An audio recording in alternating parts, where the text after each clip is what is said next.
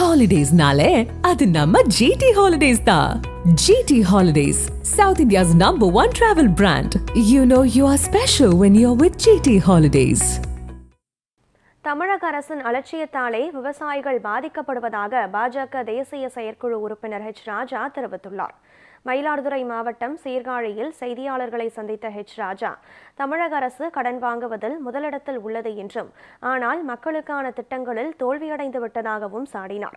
அறுவடை செய்த நெல்லை வைக்க இடமில்லாமல் விவசாயிகள் பாதிக்கப்படுவதாக அவர் தெரிவித்தார்.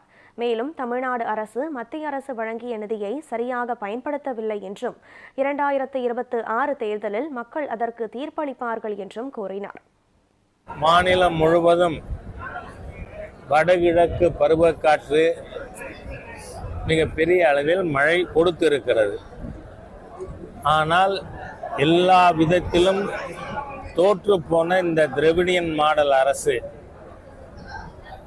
சென்னையில் 4000 கோடி ரூபாய் மத்திய அரசாங்கம் பேரிடர் மேலாண்மைக்காக கொடுத்தது.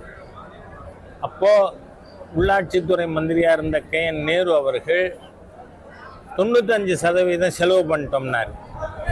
ஆனால் மத்திய அரசாங்கம் நெருக்கி கேள்வி கேட்ட உடனே இல்லை 42% தான் செலவு பண்ணியிருக்கோன்னு.